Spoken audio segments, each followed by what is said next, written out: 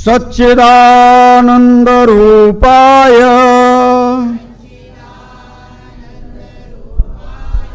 विश्वोत्पत्त्यादि Hathaway तापत्रय विनाशाय श्रीकृष्णाय वयं नमः। कृष्णाय वासुदेवाय हरे परमात्मने प्रणतः क्लेशनाशाय गोविंदाय नमो नमः। रामाय रामभद्राय रामचंद्राय वेदसे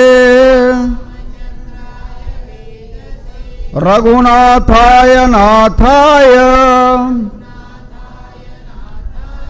सीताया पतये नमः।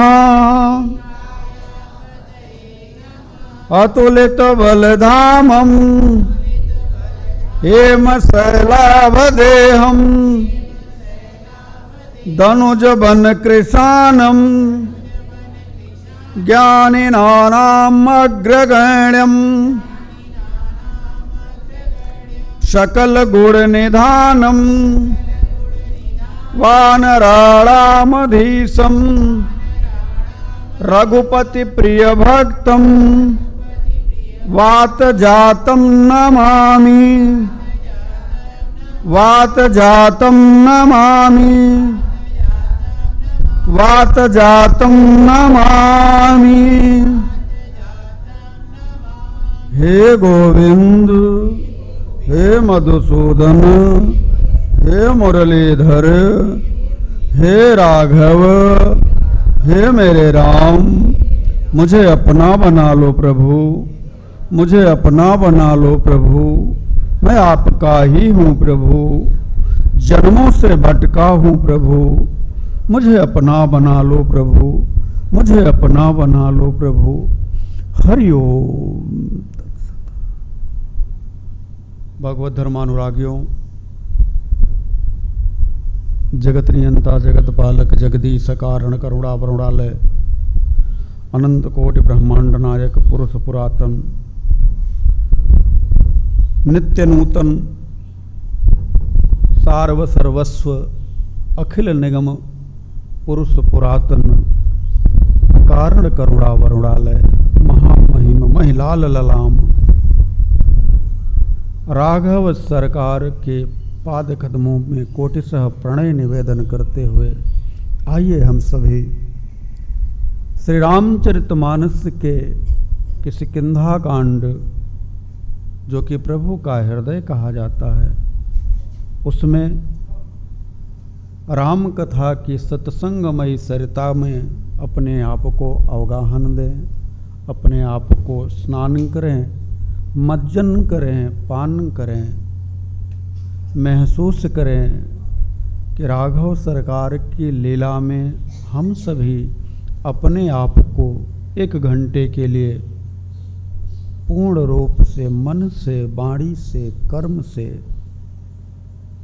एकाकृत होकर के अंतर हृदय से उस जगदीश जो प्राण धन है हमारा, उसकी लीला को श्रवण करते हुए उसी भाव को उपलब्ध हों जिस भाव में हमारे आज के प्रसंग में सुग्रीव जी महाराज, हनुमान जी महाराज, अंगद जी महाराज और अन्य जितने भी वानर जाति के लोग हैं, उसमें अपने आप को प्रभु की लीला में सौंप करके आनंदित हो रहे हैं। उस वातावरण को हम सभी भी यहीं बैठे बैठे यह महसूस करें कि हम भी राम के सीना के कोई बंदर हैं, और उसी भाव को उपलब्ध हो करके जब हम राम कथा सुनते हैं तो राम कथा सुनने का जो आनंद है वो कई गुना बढ़ जाता है। देखिए, लीला का मंचन करने वाला कोई पात्र जब उस लीला का मंचन करने के लिए उतरता है तो भाव विभोर होकर के उसी भाव में अपने आप को पिरो देता है। तो जब उस भाव में पिरोता है तो दर्शक दिग्रहा कहती है कि वाह कितना बढ़िया मंचन हुआ। सच कहूँ तो आप भी अंतर मन में अपने बैठ कर के उसी भाव में कोई अंगद बन करके, कोई हनुमान बन करके, कोई जामवंत बन करके, कोई नल बन करके, कोई नील बन करके, कोई बंदर समूह बन करके अपने अपने आप को प्रभु की लीला के साथ जोड़ करके जब इस कथा का पान करेंगे तो ऐसा प्रतीत होगा कि हम उसी लीला के मंचन में हैं और प्रभु हमारे साथ हैं, ऐसा प्रतीत होगा। अब ये तभी हो सकता है जब आप खुद अपने मन को अंतर हृदय में लेकर के जाएंगे, बाह्य दुनिया से कुछ देर के लिए हटा करके। देखिए, ये जगत जो है ना वो इतना विचित्र है कि जगदीश से मिलने में अनेक बाधा उत्पन्न करता है। ये मिलने नहीं देना चाहता। ये कहता है कि मैं सही हूं, लेकिन जो जगदीश के पथ पर चलने वाला पथिक है वो कहता है जगत मिथ्या है, ब्रह्म सत्य है। आदिगुरु शंकराचार्य ने जब अनुभव किया कि जगत क्या है और जगदीश कौन है, उस अनुभूति को उन्होंने स्पष्ट रूप से जगत के लोगों में जो साधक हैं उच्च कोटि के और जो समाज के लोग हैं उनके बीच में अपनी वाणी रखी और कहा कि ब्रह्म सत्यम जगत मिथ्या, ब्रह्म ही सत्य है और दुनिया, ये जो जगत है ये सब मिथ्या है, सब झूठा है। इसके रूप, इसके रंग देखने में बड़े आपको प्रभावित करते हैं, वस्तुतः ये उतने हैं नहीं जितने आप उनसे प्रभावित होते हैं। साधन पथ में अवतरित हुआ साधक, साधन पथ के साधना में अपने आप को लेकर के चलने वाला साधक जब ब्रह्मरंध में अपने उस परम तत्व की अनुभूति का आनंद लेने लगता है, तब वो कहता है कि हमने इतनी देर क्यों कर दी, हमें तो पहले ही इस ब्रह्म तत्व की अनुभूति का आनंद ले लेना चाहिए था, हम इतने देर से क्यों आए। और एक हम सभी हैं कि लाख बार कहने के बाद भी हमें जगत के लोग ही पसंद आते हैं, जगदीश नहीं समझ में आता। इतना कुछ कहने के पीछे मेरा एक ही आशय है कि हम जिसकी चर्चा कर रहे हैं वह कोई जीवात्मा सुग्रीव है जो कि राम की कृपा को प्राप्त करने के बाद विषय भोगों में लिप्त हो गया है और विषयी जीव जब विषय वासना में अपने आप को उड़ेल देता है, धकेल देता है, तब उसकी आध्यात्मिक यात्रा पूरी तरह से रुक जाती है।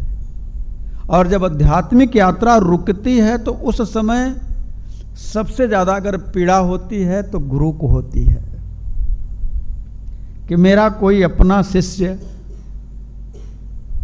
जो अच्छे तरह से परमात्मा के पथ पर चल रहा था, लेकिन अब विषयों के विषय में फंस करके अपनी आध्यात्मिक यात्रा को रोक दिया।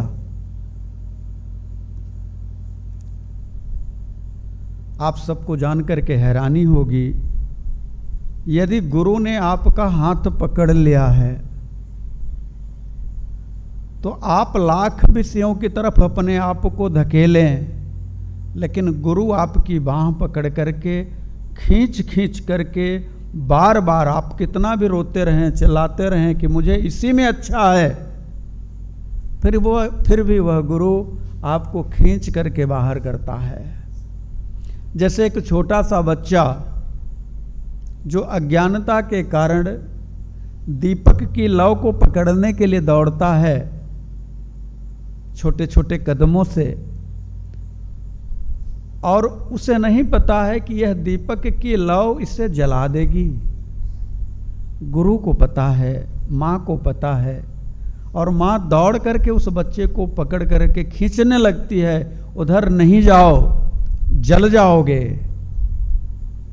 तो बच्चा रोने लगता है कि मुझे दीपक पकड़ने से मना किया जा रहा है। लेकिन अंतर हृदय में यदि बच्चे को यह पता हो जाए कि माँ तुम्हारे कल्याण के लिए, तुम जल न जाओ, इसलिए तुम्हारी बाह पकड़ करके तुम्हें दीपक से दूर करके तुम्हें सुरक्षित करना चाहती है। ये जो विषय रूपी विष का जो जहर है, विष है, विषय रूपी विष, ये उसी प्रकार से लोक लुभावना है जिसमें जीव एक बार पड़ जाए तो उसमें धंसता ही चला जाता है। कोई गुरु ही है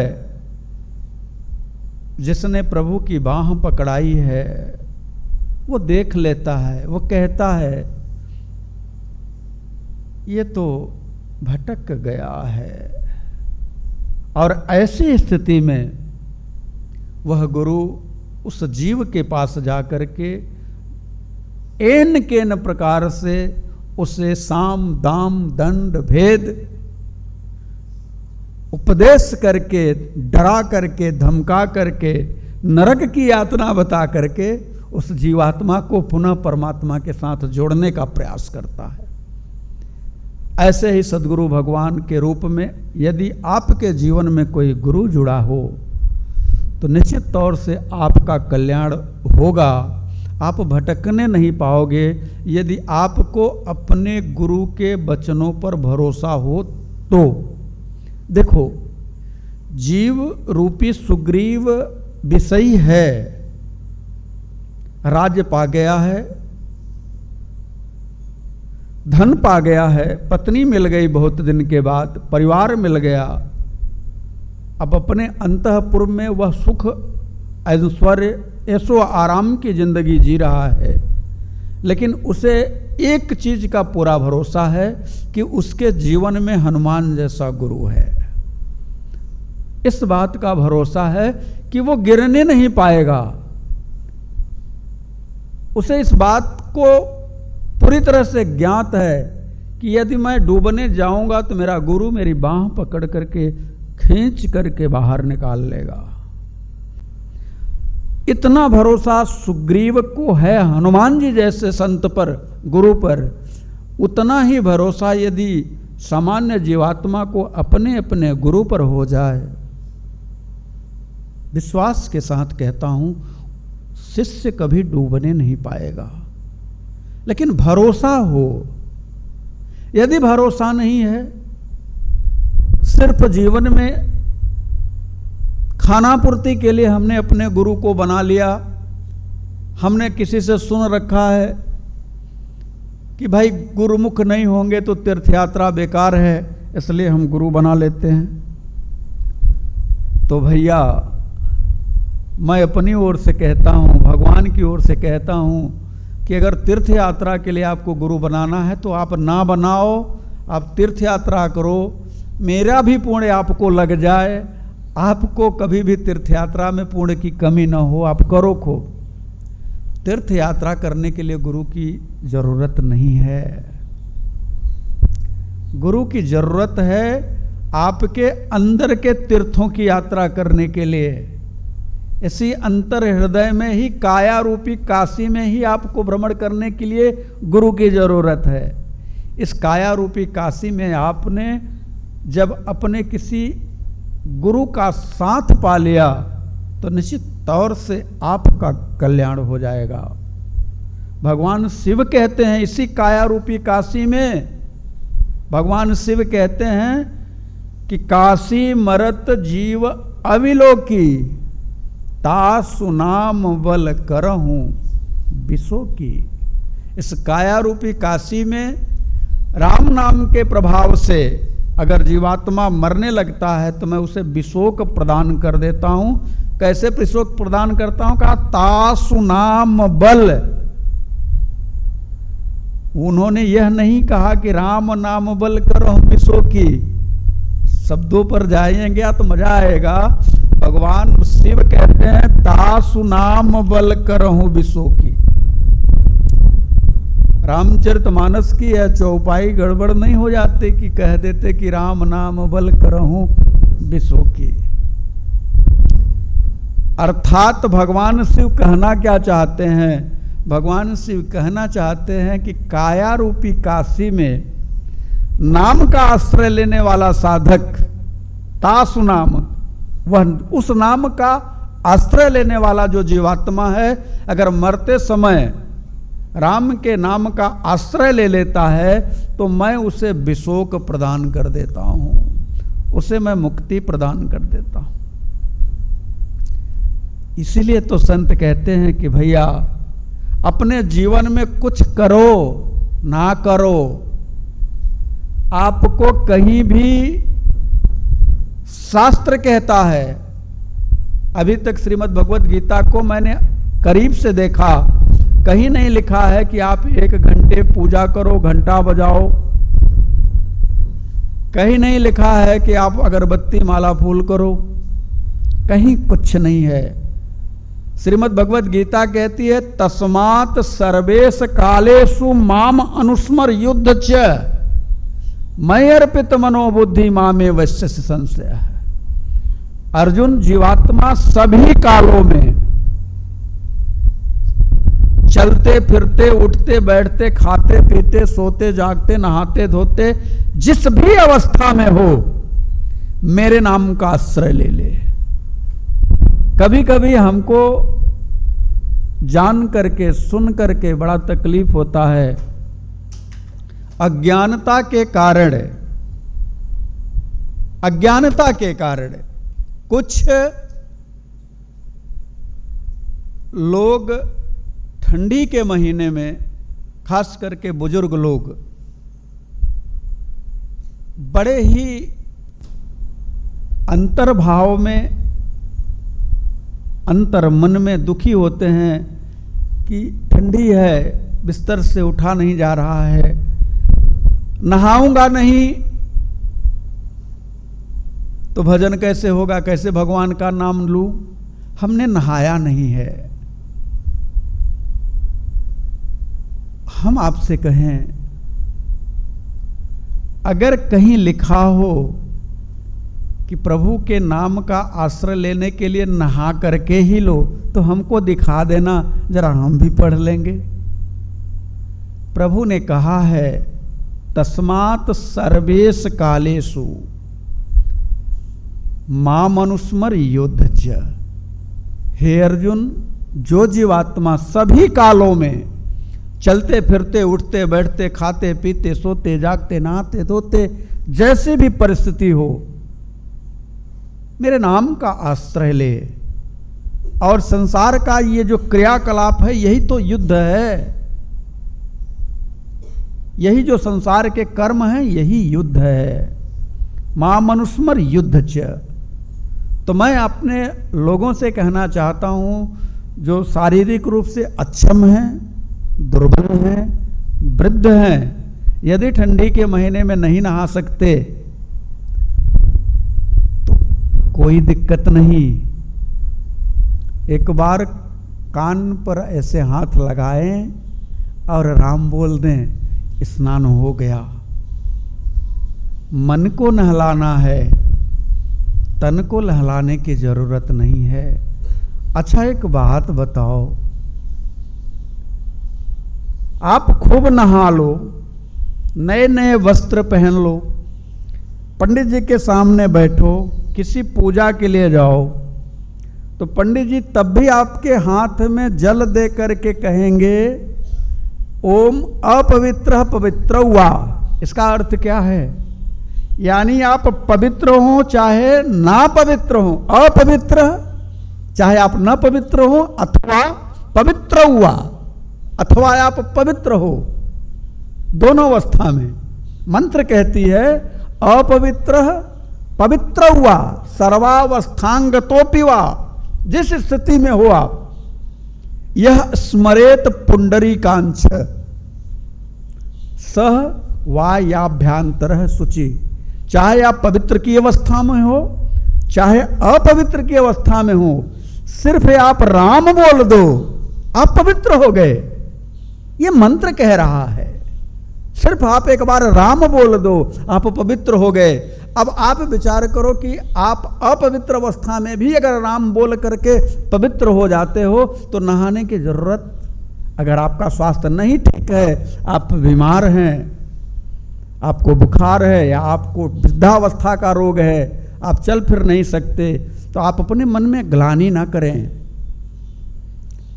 अपने मन में कतई ग्लानि न करें। आप यह विचार करें कि भगवान है ना, मेरे अंदर हृदय में भगवान है, मेरी वाणी से अगर उनका नाम निकल गया, यदि मेरी वाणी से उनका नाम निकल गया तो क्या मैं पवित्र नहीं हुआ?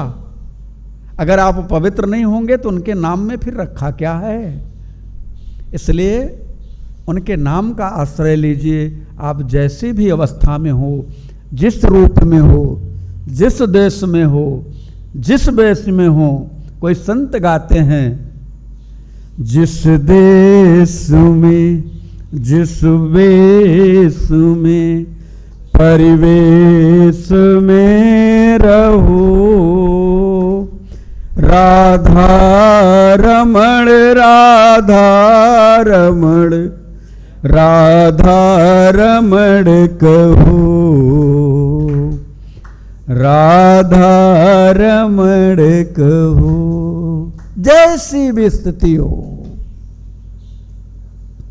जिस देश में हो, आप वन में हो, रण में हो, कहीं भी हो, नाम का आश्रय लेते रहो। जिसके मन में जैसा भाव चले, आप जान करके हैरान होंगे कितने लोग यहाँ सत्संग सुनने के लिए आते हैं, उनका सत्संग सुनने के लिए शरीर बैठा है लेकिन मन कहीं और है। शरीर भर बैठा है, मन कहीं और बैठा है। और बहुत से ऐसे भी लोग हैं जो शरीर से सत्संग सुनने नहीं पहुंच पाए, लेकिन मन उनका यहीं पे आकर के बैठा है, दिख जाता है। मैं आप सबसे कहूँगा, नहलाना है तो मन को नहलाओ, शुद्ध करना है तो शरीर से ज़्यादा मन की शुद्धि जरूरी है। शरीर की शुद्धि हो ना हो, परिस्थितियाँ अच्छी बने ना बने, लेकिन मन की शुद्धि जरूरी है। इसलिए मन को शुद्ध करो, और मन को शुद्ध करने का उपाय प्रभु के नाम के अलावा कोई उपाय नहीं है। यही एक ऐसा नाम है जिसको कहने पर मन की चेतना जागृत होती है। आप सबको जान करके हैरानी होगी कि राम कह देने मात्र से 5 प्रकार की ऊर्जा आती है आपके अंदर। राम, सिर्फ एक बार अगर राम कहते हैं, भगवान शिव के पास इतना पावर कहां से आया? किसी ने पूछा कि प्रभु आपके पास इतनी जो सामर्थ्य है, करालम महाकाल कालम कृपालम हैं आप, कहां से आया? उन्होंने कहा राम। वही एक नाम है जो मेरे अंदर हर प्रकार की ऊर्जा को पूर्ण रूप से स्थिर करता है। मैं आप सबसे कहूँगा, यदि आपके 10 रुपए खर्च होते हो तो ना बोलिए, गरीब हो जाएंगे। 10 रुपए हर बार खर्च होने लगेंगे राम बोलने पर। और यदि नहीं खर्च होता है तो बोल करके देखिए, बड़ा मीठा लगता है। आदत पड़ जाए, जीवन बदल जाता है। और मैं तो कहूं, जिसके हृदय में राम नाम बंद है, जिसके हृदय में उसको हर घड़ी आनंद ही आनंद है, उसको हर घड़ी आनंद ही। जिसके हृदय में राम नाम बंद है, उसके हर घड़ी आनंद ही। उसको हर घड़ी, किसी घड़ी में यह नहीं कहा गया कि इस घड़ी आनंद नहीं है, वो मस्त है। आज ऐसी दशा हो गई है, हम सभी जीवात्मा विषय परायण होकर के भगवान के लिए ही मन में भ्रम पैदा करके बैठ गए हैं और ऐसी स्थिति में आ गए हैं कि भगवान हैं भी कि नहीं। कितनी विडंबना है। हम उस परम तत्व परमात्मा, उस जगत नियंता, जगत पालक जगदीश के लिए प्रश्न कर रहे हैं कि भगवान है भी कि नहीं। हम अपनी क्षमता को नहीं देखते कि हमारी सामर्थ्य नहीं है देख पाने की, हमारी योग्यता नहीं है। हम तो उसी तरह से एक उल्लू की तरह कह रहे हैं कि सूरज तो होता ही नहीं, सूरज नहीं होता। अब उस उल्लू से कौन कहे कि तू अंधा है दिन का, इसलिए सूरज तुझे नहीं दिखता। ऐसे उल्लुओं से क्या कहा जाए जिन्हें मेरे राम पर भी संदेह उत्पन्न होता है। लेकिन कुछ ऐसे भी विषयी जीव हैं जिन्होंने राम को तो पाया, अपने अंतर हृदय में महसूस किया, राम की कृपा को महसूस किया, लेकिन धन संपत्ति, मान मर्यादा, यश सम्मान आ जाने के बाद ऐसे उसमें लिप्त हो गए कि राम से थोड़े दूर हो गए। हुए तो नहीं, अब ऐसे हुए समझो। आज हम राम के नाम का आश्रय लेंगे, 1 घंटा तक राम नाम जाप करेंगे।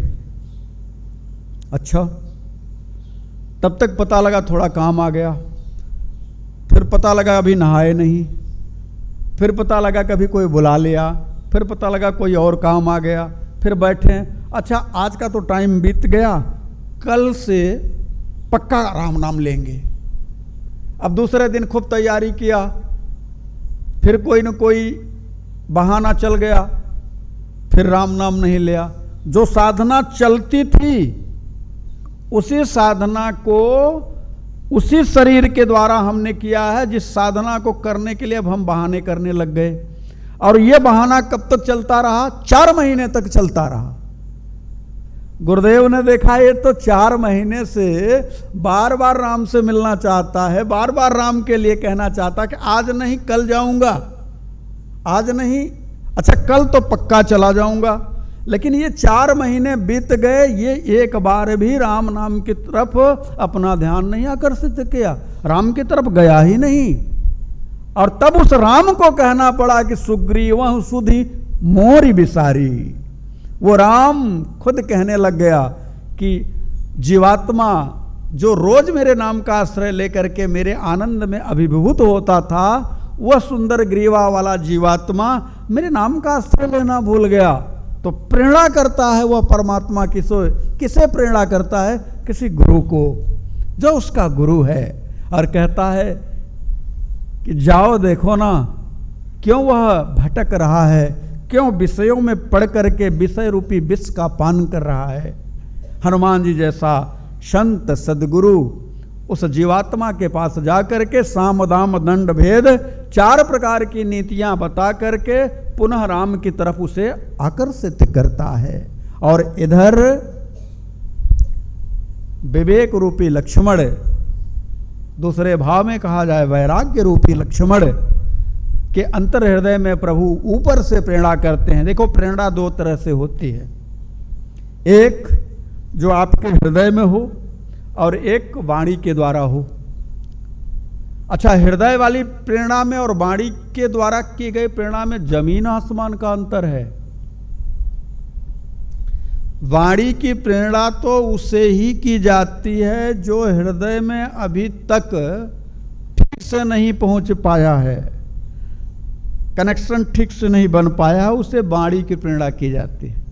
अब हृदय की प्रेरणा जो होती है, जिसका कनेक्शन ठीक हो गया है, एकदम एंटीना सही है, फिर वो अंदर से प्रेरणा की जाती है। हाँ, प्रेरणा दो तरह से होती है। अब देखिए ना कि हनुमान जी महाराज को कहाँ प्रेरणा हो रही है? हृदय में।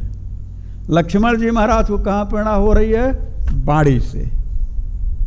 अच्छा, लक्ष्मण जी महाराज को क्या, अरे वैरागी हैं, सन्यासी हैं, व्रत लिया हुआ है कि नींदनारि भोजन परिहरई, सब कुछ का त्याग किया है, सन्यास को धारण किया है, 14 साल का व्रत लिया है, क्या उनको हृदय की प्रेरणा नहीं हो सकती?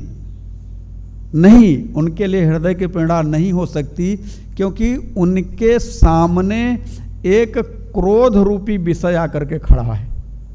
वो उनके सामने आकर के खड़ा हो जाता है, वो तत्क्षण क्रोध में आ जाते हैं। इसलिए एक अवगुण होने के कारण, ये जो दुर्गुण है क्रोध का, यह क्रोध रूपी दुर्गुण होने के कारण भगवान हमारे श्रीमन नारायण राघव सरकार उन्हें हृदय में प्रेरणा नहीं करते। वही अपने भैया छोटे भाई भरत जी के हृदय में प्रेरणा करते हैं, क्योंकि भरत के हृदय में न काम है, न क्रोध है, न लोभ है, न मोह है। तो प्रेरणा कब होगी? प्रेरणा हो, कोई सामने पत्थर न पड़ा हो कि प्रेरणा लौट करके वापस चली आए।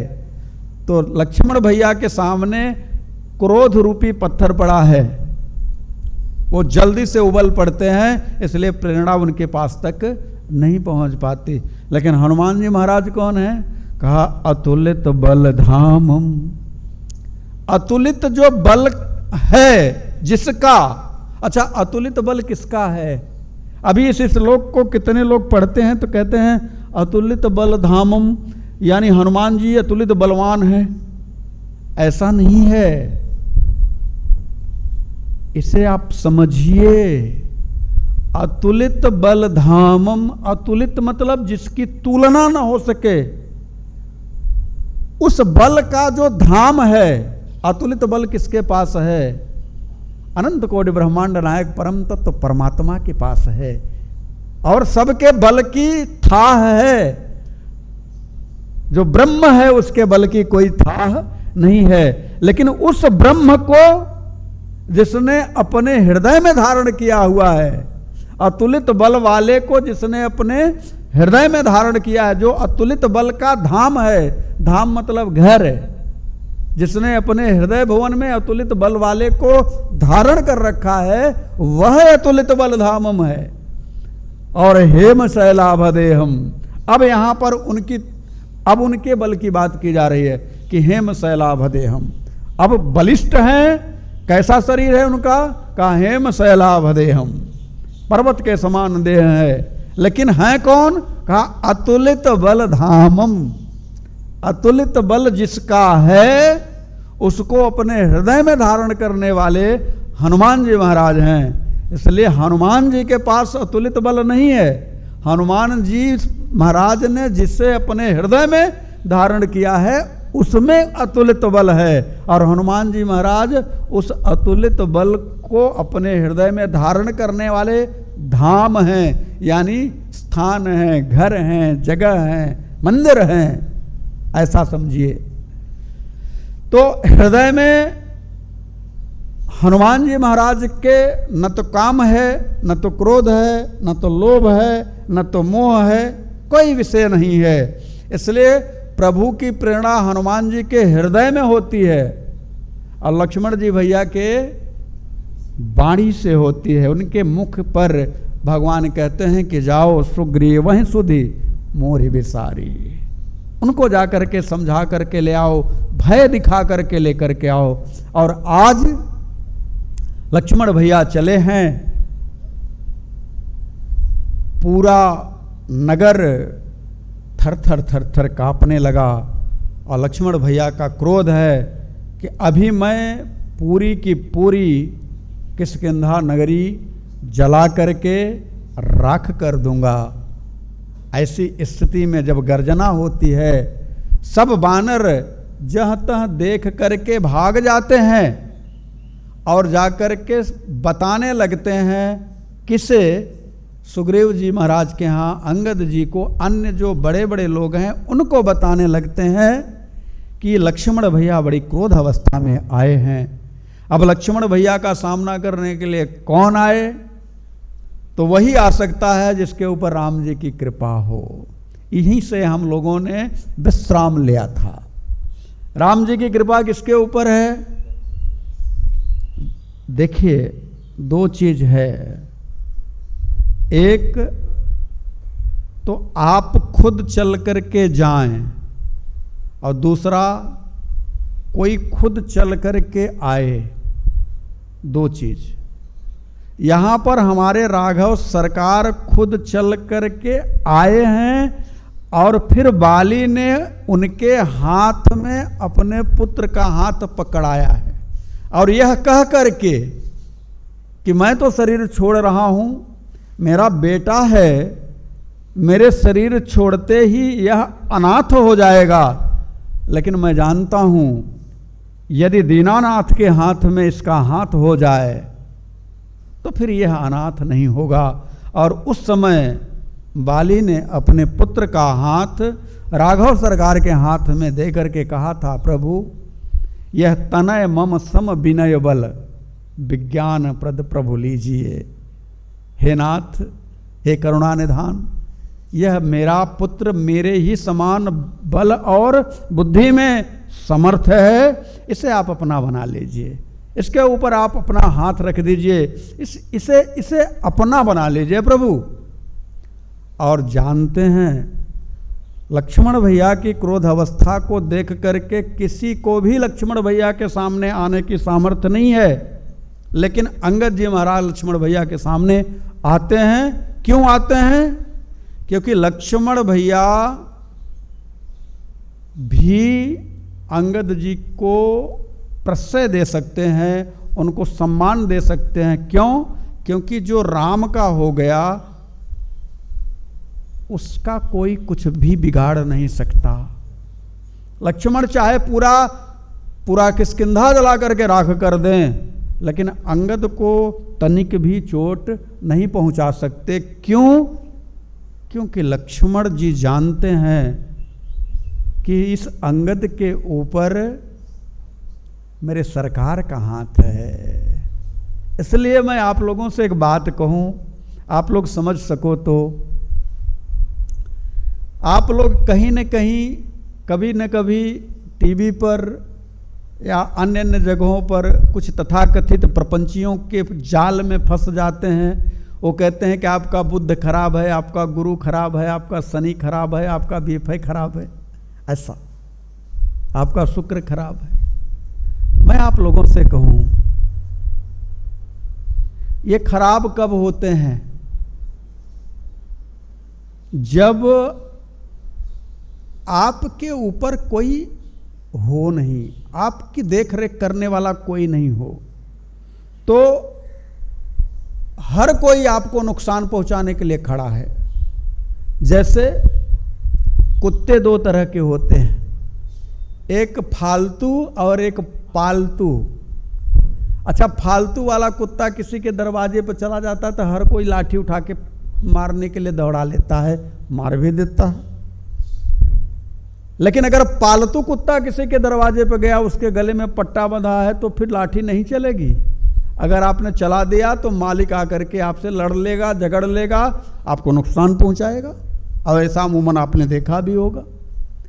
तो जब तक हम अपने जीवन में फालतू बने रहते हैं, हमारा कोई मालिक नहीं है, तब तक कोई भी ग्रह नक्षत्र हमको परेशान करके चला जाता है। कोई भी छुटकौ चला जाएगा, बड़कौ चला जाएगा, सब मतलब जैसे क्या कहूं अब।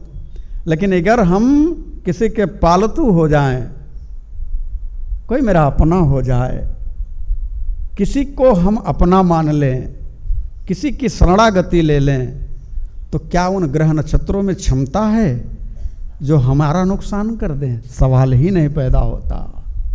मैं आप सबसे कहना चाहता हूँ, आप अपने मन में यदि राघव सरकार को मान लें,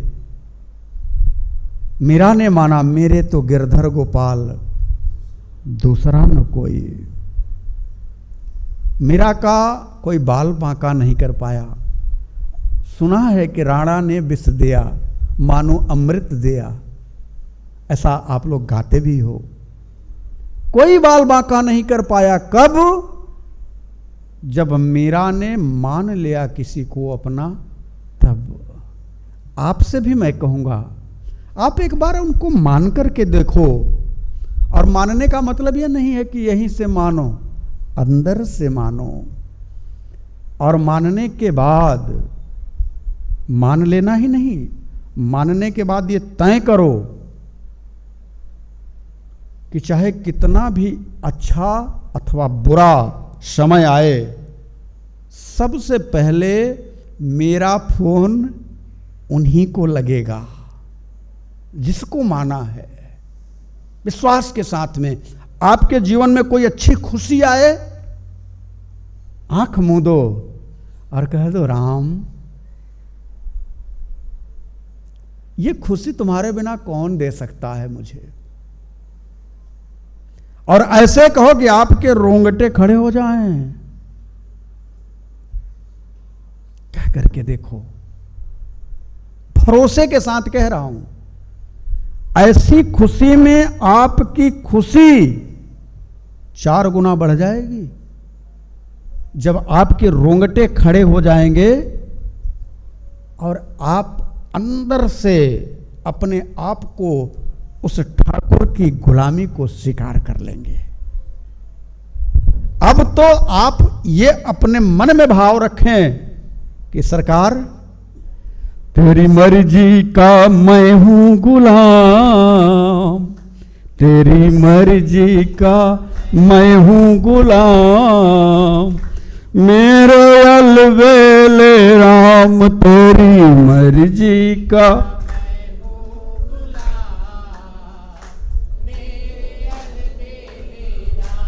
तेरी मर्जी का मैं हूँ गुलाम, मेरे अलवेले राम तेरी मर्जी का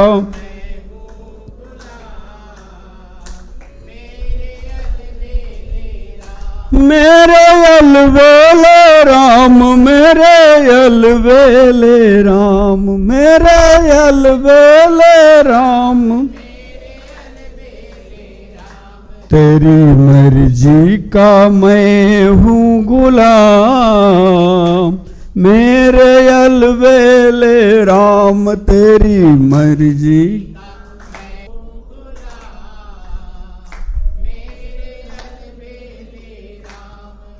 जो जो करा लो नाथ तुम पर निछावर, जो जो करा लो नाथ तुम पर निछावर, नाथ तुम पर निछावर,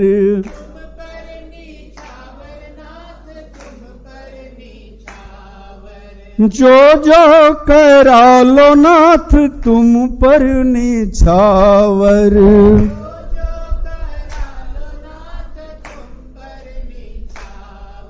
दे दो सजाया इनाम, दे दो सजाया इनाम, मेरे अलवेले राम तेरी मर्जी का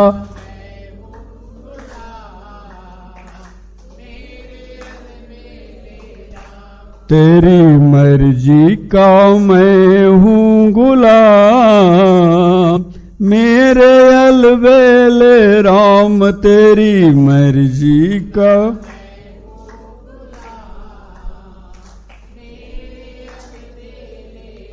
हार गया मैं अपनी अक्ल लड़ा कर, हार गया मैं अपनी अक्ल लड़ा के राम, अक्ल लड़ा कर,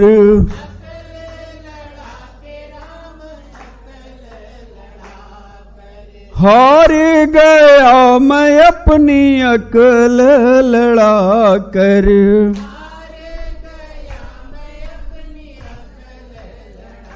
कोई अपना संभालो इंतजाम, अब अपना संभालो इंतजाम, मेरे अलवेले राम तेरी मर्जी,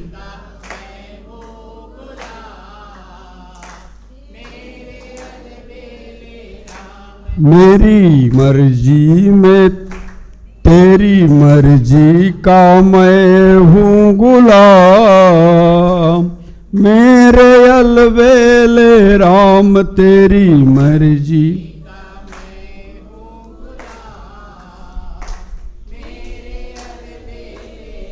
प्रभु को अपना सर्वस्व मान लो, यह आपकी पहली जीत है। आपने प्रभु को सर्वस्व माना, आपने उनकी दासता स्वीकार करी, ये आपकी पहली जीत है। लेकिन दुख होता है कि हम दास बनना नहीं चाहते। हम तो हमारे ठाकुर के नाम के आगे एक श्री लगा है और हम तो अपने नाम के आगे श्री श्री श्री श्री 1008 श्री, इसके बाद भी कम पड़ता तो 2 4 10 20 श्री और लगा करके अहंकार को पुष्ट करते हैं। जो सूर्य की तरह चमक रहे हैं इस धराधाम में, कबीर जी ने दास लगाया, तुलसी जी ने दास लगाया, सूर्य ने दास लगाया, रहीम जी ने दास लगाया। जो दास हो गया, जिसने अपने आप को सौंप दिया, उसका सब कुछ मेरे राघव सरकार करने लगते हैं। लेकिन कब? देखिए एक बात आप लोग जान लीजिए, ये जो माया है ना, भगवान खुद कहते हैं दैवी होसा गुणमयी मम माया दुरत्या, मेरी माया बड़ी कठिन है।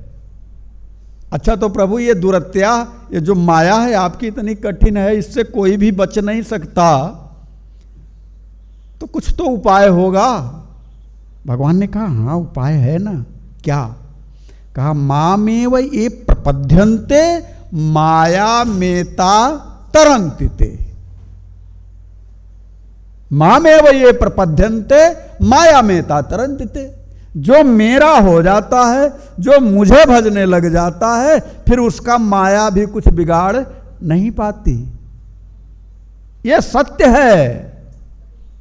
जब तक आप उसके नहीं हुए होते हो, तब तक आपकी माया, आपको माया से चलने वाले उसके जो भी अनुचर हैं, काम क्रोध लोभ मोह मद मत्सर, ये जो जितने भी प्रपंच वाले लोग हैं, और ग्रह नक्षत्र, चाहे वो बुध हो, शुक्र हो, शनि हो, राहु हो, केतु हो, मंगल हो, पता नहीं कौन कौन से हैं, ये सब माया के द्वारा संचालित होते हैं। और इनका देखरेख, इनकी कुंजी, इनकी चाबी माया के हाथ में है, और जिसे चाहती है उसे पटकनी दे देती है। तो इससे बचने का क्या उपाय है? तो ठाकुर जी कहते हैं मामेव ये प्रपद्यन्ते, फिर माया मेता तरन्तिते।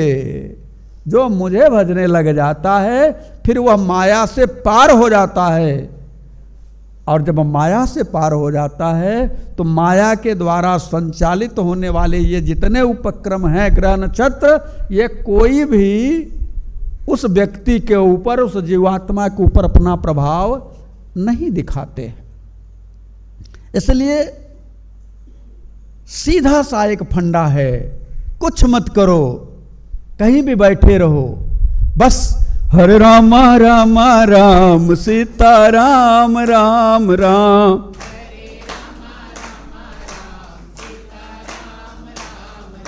हरे राम राम राम सीता राम राम राम,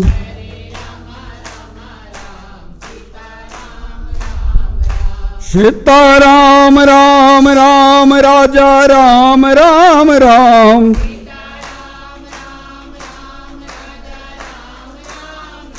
राजा राम राम राम राधे श्याम श्याम श्याम।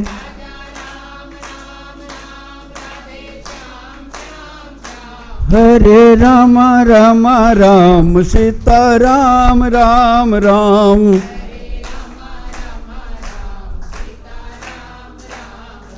हरे राम राम राम सीता राम राम राम। राम के नाम का कीर्तन होने लगे तो हथेलियां बजनी चाहिए। अगर आप नहीं बजाते हो ना तो जानते हो क्या होता है। ये जो आपके बगल वाला बजाता है ना उसका पाप झड़ता है, और जो नहीं बजाता उसके ऊपर। अब आप खुद तय कर लो कि आपको हथेली बजानी है कि अपने ऊपर दूसरे का पाप। हरे राम राम राम सीता राम राम राम।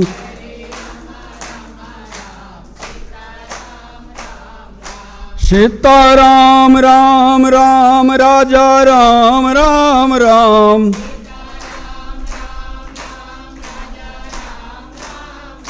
राजा राम राम राम राधे श्याम श्याम श्याम।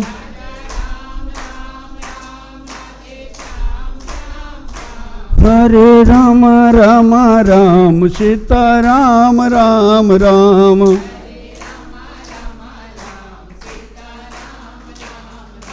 हरे श्यामा श्यामा श्याम राधे श्याम श्याम श्याम। बस यही एक ऐसा प्यारा मंत्र है जिस मंत्र का आश्रय लेने के बाद और ठाकुर जी को अपने आप को सौंप देने के बाद आपको संसार में जो माया है उसके अनुचर लोग जो हैं वो आपको डिस्टर्ब नहीं करेंगे, आपको प्रभावित नहीं करेंगे, आपका कुछ नहीं बिगाड़ पाएंगे। लेकिन कब? जब अपने आप को पूरी तरह से ठाकुर जी को सौंप दोगे तब। अगर नहीं सौंपते हो और किसी गुरु की कृपा को प्राप्त कर चुके हो, किसी गुरु ने आपको अपना बना लिया है, निश्चित तौर से वह गुरु आपके पास जाकर के पुनः साम दाम दंड भेद का आश्रय लेकर के आपको पुनः राम से मिलने के लिए विवश कर देता है। वही हनुमान जी महाराज ने किया। अब अंगद जी महाराज भगवान के द्वारा अपने आप को वरदान पा करके, यह कह लीजिए कि उनके हाथ का आश्रय पा करके, उनकी कृपा पा करके लक्ष्मण जी जैसे क्रोधी काल के सामने आकर के खड़े होते हैं, प्रणाम करते हैं। लक्ष्मण जी उन्हें अभय दान देते हैं कि अंगद तुम्हें डरने की जरूरत नहीं है, मेरी ओर से तुम अभय हो। और अंगद पुनः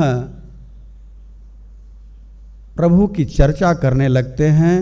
इसी समय खबर उड़ते उड़ते जाती है सुग्रीव के पास कि लक्ष्मण भैया बड़े क्रोध अवस्था में आए हैं और पूरे नगर को जला करके भस्म करने की स्थिति में है, कभी भी कुछ अनहोनी हो सकती है, इसलिए आपको इस पर कुछ विचार करना चाहिए। सुग्रीव जी जानते हैं कि हमसे बड़ी गलती हुई है। सुग्रीव एक ऐसा जीवात्मा है जो अपनी गलती को अच्छी तरह से स्वीकार कर लेता है। अच्छा देखिए, आप भी, सुग्रीव का मतलब क्या है? सुग्रीव का मतलब है जिसकी ग्रीवा सुंदर हो, जिसकी ग्रीवा सुंदर हो वही सुग्रीव है। तो जिसकी ग्रीवा सुंदर है वो किसकी ग्रीवा सुंदर है? जिसके ग्रीवा के द्वारा नाम जाप हो रहा हो, प्रभु के नाम का कीर्तन हो रहा हो, भजन हो रहा हो, उसी की ग्रीवा सुंदर हो सकती है। जिसके ग्रीवा के द्वारा दूसरे की बुराई, दूसरे की शिकायत, दूसरे की गंदी चीज़ें देखने की और सुनने की और महसूस करने की और गाली और अपशब्द बोलने की जिसके ग्रीवा की प्रथा हो अथवा जिसकी ग्रीवा उसी में लिप्त हो, उसकी ग्रीवा सुंदर नहीं हो सकती। सुग्रीव है, उसकी ग्रीवा सुंदर है, भगवान नाम का आश्रय लेता है, उसकी ग्रीवा सुंदर है। इसलिए वो जानता है जिसकी ग्रीवा सुंदर हो तो उसे एक बात का अच्छे तरह से पता होता है कि यदि मैं गलत हूं तो गलती को स्वीकार करूं। सुग्रीव गलत है तो उसने हनुमान जी महाराज से कहा कि हाँ मुझसे गलती हो गई। इस बात को आप लोगों को भी अपने अपने हृदय में उतार लेना चाहिए। देखिए हमारे सब बेटियां और सब पुरुष वर्ग में भी भाई बंधु सब लोग बैठे हैं, पुत्र, मैं आप लोगों से एक ही बात कहूं, अपने जीवन में यदि आपसे गलती हो जाए तो उसको तुरंत स्वीकार कर लीजिए। उस गलती के लिए 1000 झूठ बोल करके अपने आप को और सामने वाले को डिस्टर्ब करने की कोई जरूरत नहीं है। पल भर के लिए आप अपनी गलती स्वीकार कर लीजिए, अगले के मन में भी आपके प्रति कोई भाव, दुराभाव नहीं रह जाएगा। लेकिन हम क्या करते हैं कि एक गलती छिपाने के लिए 1000 गलतियां करने की फिराक में रहते हैं, परिणामतः एक गलती छिप नहीं पाती और 1000 गलती का पाप और अपने सर पे ले लेते हैं। तो मैं आप सबसे कहूँगा कि जब भी कोई गलती हो तो सुग्रीव को याद करिए। सुग्रीव अपनी गलती को तुरंत स्वीकार करते हैं। उन्होंने तुरंत स्वीकार किया हनुमान जी महाराज से, और लक्ष्मण जी से भी स्वीकार करने में देर नहीं करेंगे। पहले क्या किया कि तारा को और हनुमान जी को बुलाया, कहा आप ही लोग जाकर के लक्ष्मण भैया के क्रोध को शांत करिए, क्योंकि आप लोग ही। तारा को क्यों बुलाया आप जानते हैं?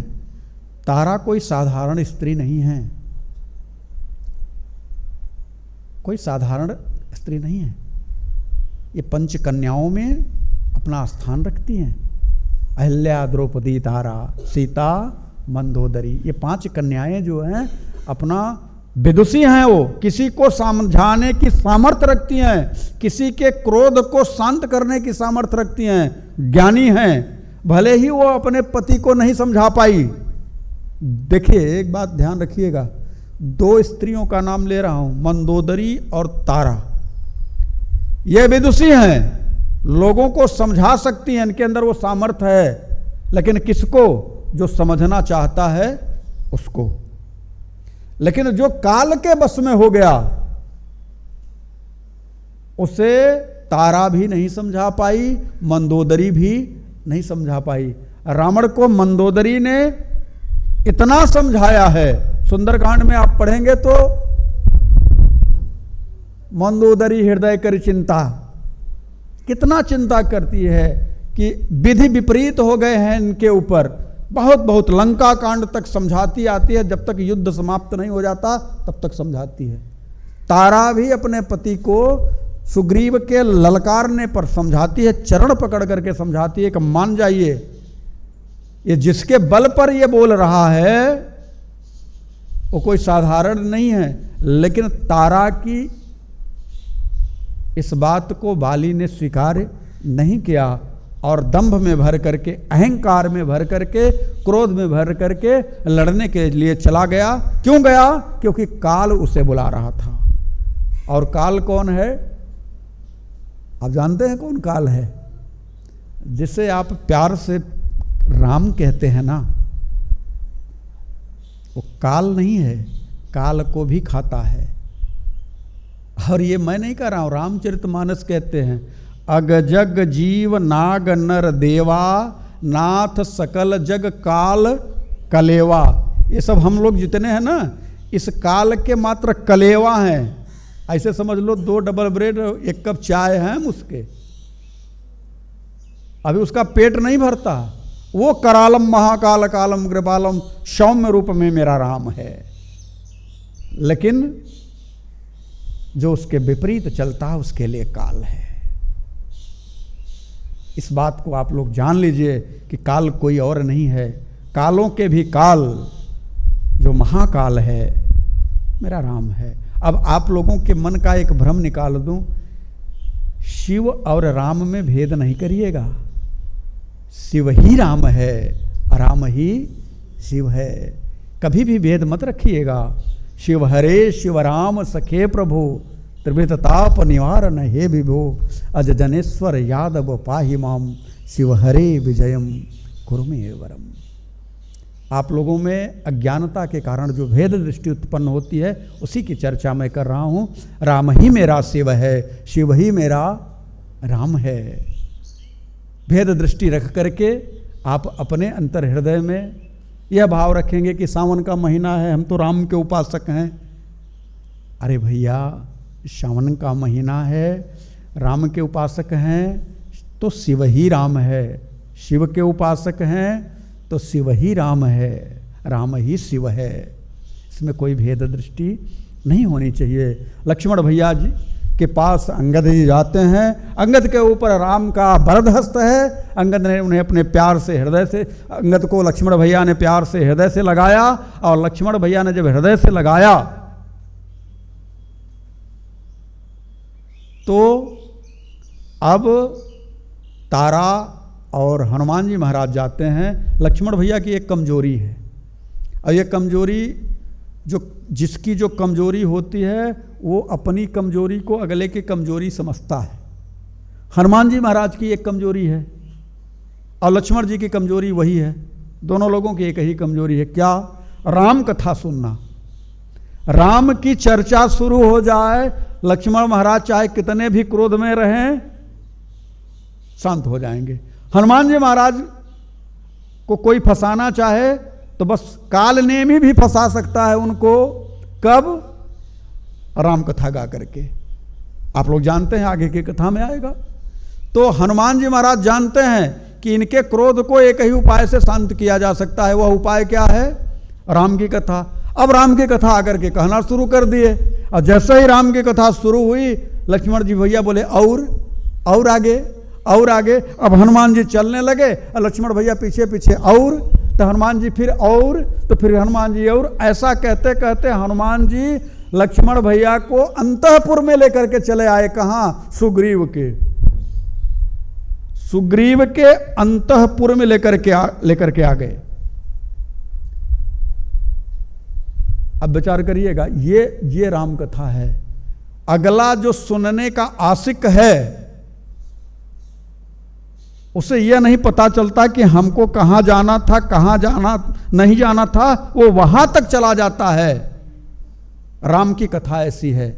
इसलिए मैं आपसे कहता हूं कि जैसे सोना कचड़े में पड़ा हो तब भी आप उठा करके धुल करके उसका उपयोग कर लेते हैं, उसी प्रकार से राम कथा किसी के भी मुख से गाई जा रही हो, कोई भी हो, टूटे शब्दों में गा रहा हो, अच्छे शब्दों में गा रहा हो, पहुंच जाइए। यदि आप राम कथा के आशिक हैं तो आपको राम कथा चाहिए, आपको कुछ और नहीं चाहिए।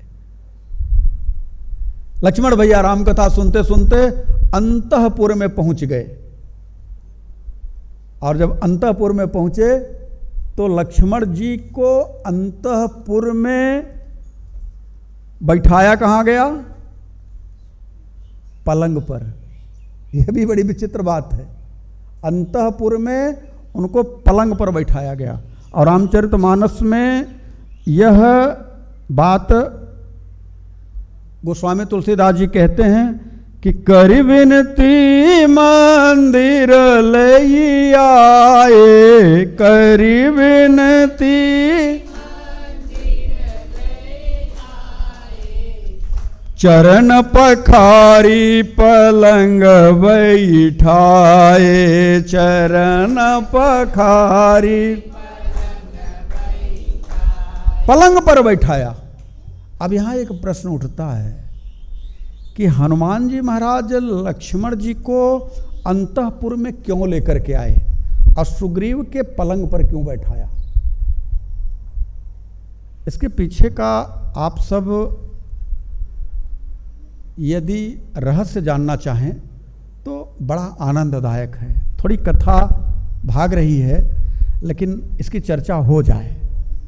देखिए, पहला चीज तो यह है कि अंतःपुर में ले जाने का प्रयोजन हनुमान जी का यह था कि आप जिसके ऊपर गुस्सा कर रहे हैं पहले उसका वैभव चल करके देख लीजिए। स्लिप वेल का गद्दा उसका देख लीजिए, 2 एयर कंडीशन लगा है उसको देख लीजिए, पूरा फूल माला और दुनिया भर के गजरे और जो स्प्रे पाउडर क्या क्या बोलते हैं वो सारी चीज़ें देखिए कितने सुख में है। अब आप ही बताइए लक्ष्मण भैया, जो आदमी इतने सुख में रहेगा वो राम को भजेगा? इसलिए लेकर के आए कि जिसको इतना सुख मिल जाएगा वो कभी राम को भजेगा, वो राम के पास जाएगा कि वो सुख में रहेगा। ये पहला कारण है।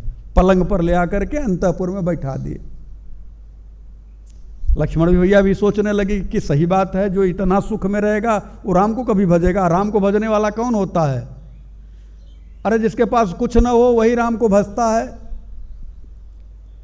ज्यादातर आप देखोगे संतों के पास क्या रहता है? टूटी सी मड़ई है, झोपड़ी है, उसी में पड़े हैं, सीताराम सीताराम सीताराम सीताराम कर रहे हैं। और जो ऐसो आराम वाले हैं, करोड़पति अरबपति लोग हैं, जिनके घरों में जिनके महलों में सब कुछ वो सुख सुविधाएं हैं होटलों वाली, उनसे पूछिए दिन भर में कितनी बार राम का नाम लिया, तो कहें ये क्या होता है, अंग्रेजी में बोलेंगे वो। तो वही बात को लेकर के हनुमान जी महाराज लक्ष्मण भैया को अंतःपुर लेकर के आए और पलंग पर बैठाए। ये डंलप पर बैठ करके देखिए तो इस पर जो बैठ जाता है एक बार, उसके मुख से राम नाम निकलना बंद हो जाता है। दूसरा कारण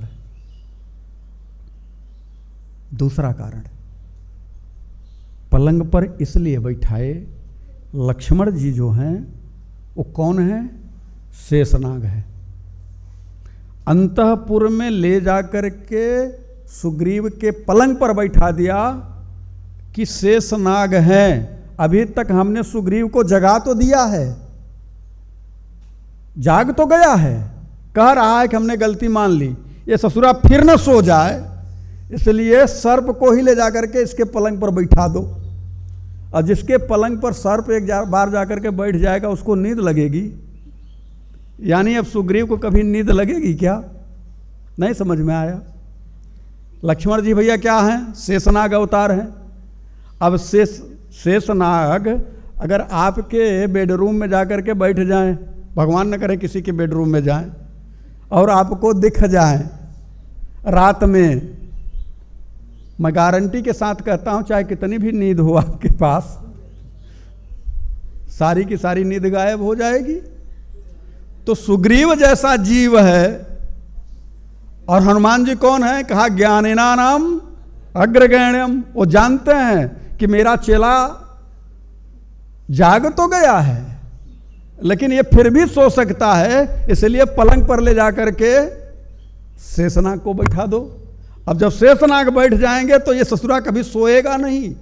अब ये नहीं सोएगा, ये गारंटी पहली तो हो गई, अब ये नहीं सोएगा, इसलिए शेषनाग को ले जाकर के बैठाया। ठीक, ये भाई संतों के अपने अपने मत हैं, इसलिए मैं भी कह रहा हूं।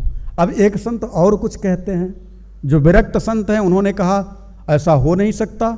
रामचरितमानस की यह जो चौपाई है कि सुनो कर बिनती मंदिर लैयाए, चरण पखारी पलंग बैठाए, यह ऐसा नहीं हो सकता। क्यों? क्योंकि लक्ष्मण भैया सन्यासी हैं। नींद नारी भोजन परिहरे। सन्यास में क्या होता है? नींद का त्याग कर दिया, नारी का त्याग कर दिया, भोजन का त्याग कर दिया, वीर व्रत धारण करके सब कुछ छोड़ दिया है, सन्यास को धारण किया है। और सन्यासी को देख, ध्यान रखना, जो विरक्त हैं, देखो दो तरह के संत हैं, एक गृहस्थ हैं और एक विरक्त हैं। तो विरक्त संत को कभी भी आपको अपने बेडरूम में नहीं बैठाना चाहिए, पलंग पर, क्योंकि उस पलंग पर क्या क्या कर्म कुकर्म है, इसलिए उन्हें नहीं बैठाना चाहिए। मेरी बात को अन्यथा न ले, आप लोग समझें, मैं समझाने के लिए बोल रहा हूं। इसलिए संत को, उस विरक्त संत को कभी भी पलंग पर नहीं बैठाना चाहिए। तो गृहस्थ संत को बैठा सकते हो आप, लेकिन विरक्त को नहीं बैठाना चाहिए। वो सन्यासी हैं तो क्या हनुमान जी ज्ञानिना नाम अग्रगण्यम है, तो क्या वो नहीं जानते? हनुमान जी महाराज क्या नहीं जानते कि विरक्त संत को हम लेकर के पलंग पर बैठाएंगे? तो दरअसल बात कुछ और है। अब जो एक विरक्त संत हैं वो क्या कह रहे हैं? वो कह रहे हैं पलंग का अर्थ समझें। पलंग का अर्थ है पल धन अंग। पल कहते हैं संस्कृत में मांस को, और अंग कहते हैं ढकने वाला। जो मांस को ढकने वाला हो उसे पलंग कहते हैं, यानी जो मांस को ढके, यानी चमड़ा। तो किसी मृग चर्म पर या बाघ चर्म पर ले जा करके बैठाए। कहाँ बैठाया? मृग चर्म पर या बाघ चर्म पर ले जा करके बैठाया। तो तीन तरह का भाव निकल करके आता है। पहला, हनुमान जी महाराज लेकर के लक्ष्मण जी भैया को इसलिए लेकर के गए कि देखिए यह राम नाम इसलिए नहीं लेता है क्योंकि इसकी सुख सुविधा देखिए, एक बात के रूप में आप समझिएगा। आपको जैसा जो मैं परोस रहा हूं, जिसको जो समझ में आए उसे स्वीकार करे। दूसरा, लक्ष्मण भैया को इसलिए लेकर के पलंग पर बैठा दिए कि वो शेषावतार हैं,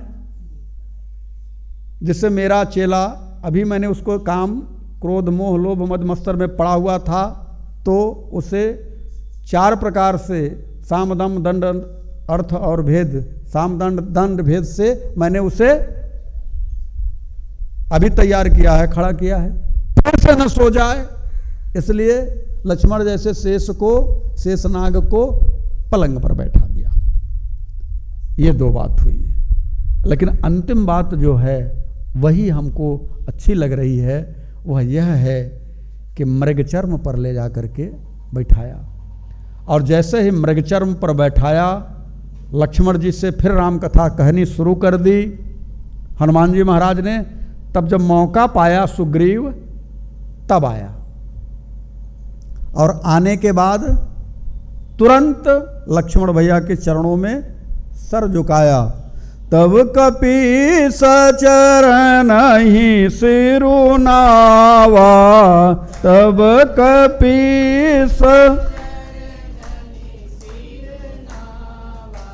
गहि भुज लक्ष्मण कंठ लगावा, गहि भुज लक्ष्मण। अब लक्ष्मण भैया ने उसे उठ करके हृदय से लगाया। लक्ष्मण भैया ने जान लिया कि इसकी यह दशा थी, यह स्थिति थी, इसलिए नहीं आ पाया। और आने के बाद तुरंत सुग्रीव ने अपनी गलती मानी। लक्ष्मण भैया ने कुछ नहीं कहा, लेकिन कह रहा है, नाथ विषय सम मद कछु नाहि, नाथ विषय सम मुनि मन मोह करई छन माही, मुनि मन मोह। तुरंत सुग्रीव ने अपनी गलती मानी और कहा कि नाथ विषय सम मद कछु नाही, विषय के समान कोई गंदा मद कुछ भी नहीं है। यह हम तो वानर जाति के हैं। मुनि मन मोह करई छन माही, ये बड़े बड़े जो ऋषि मुनि है ना, उनको भी व्यामोहित कर लेता है विषय। ये इतना घटिया है, और मैं विषयी जीव हूं, मैं जीव हूं, इसलिए मैं फंस गया। तब लक्ष्मण भैया ने कहा, कोई बात नहीं, सुनत विनीत बचन सुख पावा, और लक्ष्मण तहि विधि बहु विधि समझावा। लक्ष्मण भैया ने समझाया और उसने प्रतिज्ञा करी कि मैं अभी राम जी के पास चलता हूं। और फिर हनुमान जी से कहा कि जितने जितने वानर जूथ हैं, जहां जहां हैं, जिस जिस जगह पे हैं, सबको टेलीफोन करो, सबको बुलवाओ। मतलब कि सबको अपने अनुचर भेज करके बुलवाओ। सारे के सारे लोग आए और सब के सब मिल करके अब यहां पर रामचरितमानस में गोस्वामी तुलसीदास जी ने कुछ विशेष लोगों का नाम लिया। हर्ष चले सुग्रीव तब अंगदादिक पिसात, रामानुज आगे करी आए जह रघुनाथ, आए जह। सब लोग लक्ष्मण भैया को आगे करके बानरों का जूथ, एक दो बानर नहीं, बानरों का जूथ इतना कि भगवान शिव भी देख करके कहते हैं कि देवी जानती हो कितने बानर हैं? बानर कटक उमा में देखा, सो मूर्ख जो करन चह लेखा। वो मूर्ख है जो गिनती करना चाहता है, इतने बानर हैं। और इसी बात को जब रावण ने सुख सारंग से पूछा, सुंदरकांड में आएगा, कि तू बता बानर कितने हैं, तो सुख सारंग ने कहा देखो बानरों की तो गिनती में नहीं कर पाया, लेकिन पदुम 18 जूथप बंदर, 18 पदुम खाली बंदरों के सेनापति हैं। अब यहां प्रश्न उठता है, आप लोग विवेकी लोग बैठे हैं, पूरे विश्व की जनसंख्या 10 अरब है, जीने खाने के लिए मशक्कत करनी पड़ रही है। पूरे विश्व की जनसंख्या 10 अरब है। इतनी छोटी सी लंका, और उस लंका में रावण भी होगा, रावण की सेना भी होगी। क्या उसकी सेना कम थी क्या? और फिर 18 पदुम सेनापतियों के साथ में, मान लो एक सेनापति के साथ में 10 बंदर हों, तो 18 पदुम इंटू 10 करो। आप खुद विचार करो कि कितने बंदर हो गए होंगे। लंका इतनी छोटी सी, तो वो रहे होंगे कहां, खाए होंगे क्या? कभी इस पर विचार किया आप लोगों ने? तो आप सबको मैं बताऊं कि जिस लंका को आप देख रहे हैं वो लंका नहीं है, वह सिंघल द्वीप है। इस लंका का क्या नाम है? सिंघल द्वीप है। जो लंका है वास्तविक, जिसके राजा विभीषण जी महाराज आज भी हैं, उस समुद्र में 60,000 योजन के नीचे, वो कहीं और है, वो यहां नहीं है। इसकी कथा में बाद में चर्चा करने पर कभी आप लोगों से चर्चा करूंगा तो बताऊंगा। ये जो लंका है आप देख रहे हैं, इसका नाम है सिंघल द्वीप। जिस लंका का राजा रावण था वो लंका कोई और है, और आज भी उस लंका के राजा विभीषण जी महाराज हैं। आज भी उस लंका के राजा विभीषण जी महाराज हैं। वह लंका मानवों के दृष्टि से बाहर है।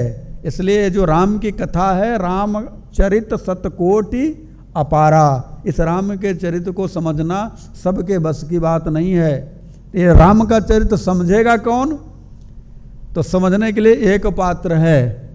कौन है? श्री गुरु पद नख मणि गण ज्योति, श्री गुरु पद सुमिरत द्रव्य दृष्टि होती, सुमिरत दिव्य, जिसके अंतर हृदय में गुरु के चरण की वंदना करते करते दिव्य दृष्टि आ गई हो, वही रामचरितमानस की इस कथा को समझ पाएगा, और वही वह जान पाएगा कि रामचरितमानस में जो वर्णित लंका है वो कहां पर है। क्यों? क्योंकि जब यह जीवात्मा अपने गुरु के चरणों से जुड़ेगा तो एक एक घटना घटेगी। का? उघरही नयन बिलोचन ही के, उघरही नयन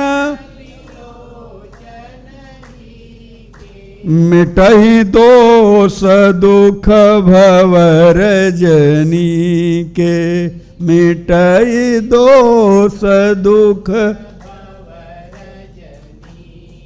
जिसके अंदर का हृदय के अंदर का नयन खुल जाए, उगरा ही नयन है, नेत्र जो अंदर के हैं वो खुलेंगे। आप जिस नेत्र से राम की कथा को सुनना समझना चाहते हैं वह नेत्र माया के क्षेत्र में है, और इस नेत्र के द्वारा राम के चरित्र को समझा नहीं जा सकता। यह नेत्र माध्यम बन सकते हैं, लेकिन दो नेत्र और हैं। कहाँ हैं? हृदय में। उघर ही नयन बिलोचन ही के, और मिटहि दोष दुख भाव रजनी के। कहाँ पे नेत्र हैं? वो हृदय में है। तो उस नेत्र का नाम क्या है? ज्ञान विराग नयन उरे।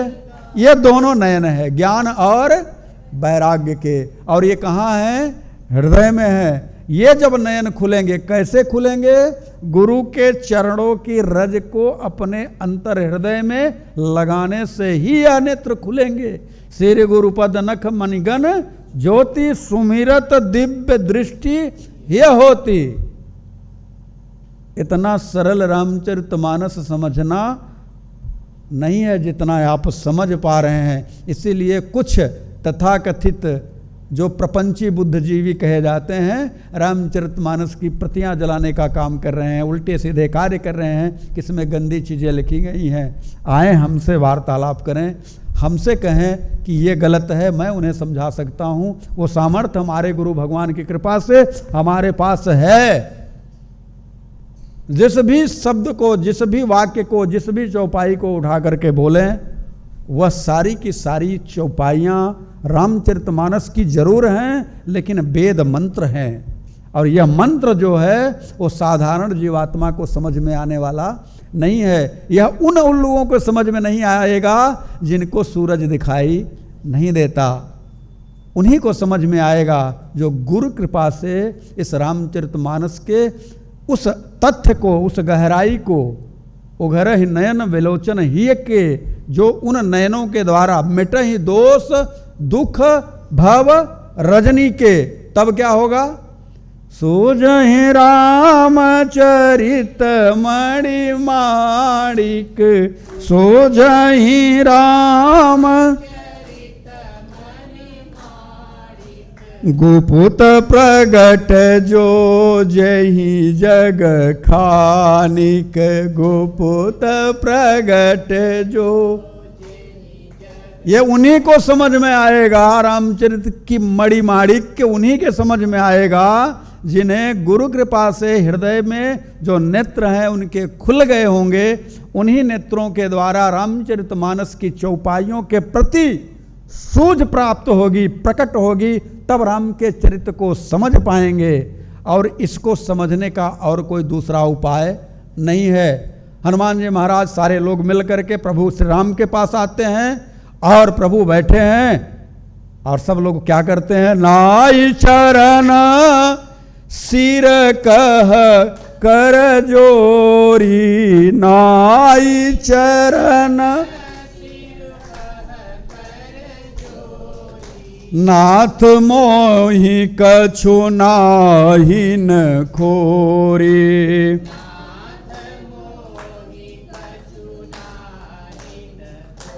अतिशय प्रबल देव तब माया, अतिशय प्रबल देव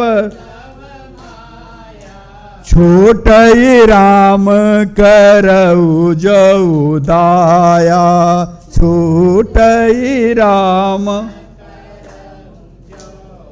सुग्रीव जी महाराज कहते हैं प्रभु ये जो आपकी माया है बड़ी प्रबल है, ये जब आप ही कृपा करोगे तभी छूटेगी। और आप ही तो कहते हो, अभी मैंने चर्चा करी कि भगवान स्वयं गीता में कहते हैं कि दैवी होसा गुणमयी मम माया दुरत्यया, मेरी माया बड़ी दुस्तर है।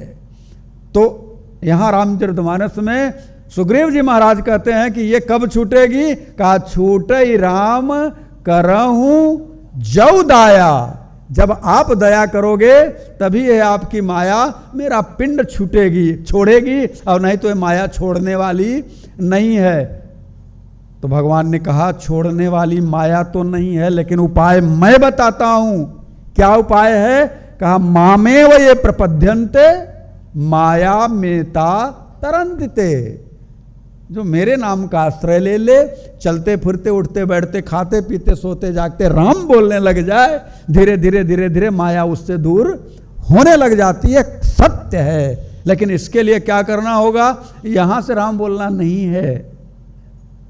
राम बोलने के लिए आपके अंदर दीनता आनी चाहिए, आपके अंदर वह दैन्य भाव होना चाहिए, आपकी पुकार ऐसी हो, आपकी पुकार में रोम रोम आपका खड़ा हो जाए, और पुकार ऐसी हो, ऐसी पुकार हो कि प्रभु किसी भी कितने भी काम में व्यस्त हों, लेकिन प्रभु को आपकी पुकार सुननी ही पड़े। और वह पुकार कहाँ पे है? रामचरितमानस के उत्तरकांड में अंतिम दोहे में है। वही पुकार मैं आप सबसे कहता हूं कि प्रतिदिन किया करो, पुकारा करो अपने राम को कि मूसम दीनन दीन हित तुम समान अस विचारी रघुवंश मणि हरहु विषम हरहु विषम कामिहि नारी प्रियारी जिमि लोभी प्रिय जिमि दाम ते मेरा रघुनाथ प्रिय लागहु प्रिय लागहु अर्थ न धर्मन काम रुचि गति न चाहूं निर्वाण जन्म जन्म रते राम पद यह वरदान नयान यह वरदान नयान। यह जब पुकार आपकी प्रभु के सामने नित्य प्रति होने लगेगी, सुबह सोकर के उठिए तो पुकारिए, रात को सोने लगिए फिर पुकारिए। विश्वास के साथ मैं कहता हूं ये पुकार एक न एक दिन प्रभु के कान में जाएगी ही जाएगी। और मैं विश्वास के साथ जो कह रहा हूं कि जिस दिन प्रभु ने सुना आपकी पुकार को, उस दिन संसार के लोगों से आपकी धीरे धीरे जो नजदीकियां हैं वो दूरियों में बदल जाएगी और ठाकुर प्रिय लगने लगेंगे। और तब आप कहेंगे कि मेरे तो गिरधर गोपाल अब दूसरों न कोई। आज के लिए बस इतना ही। हरि ओम तत्सत।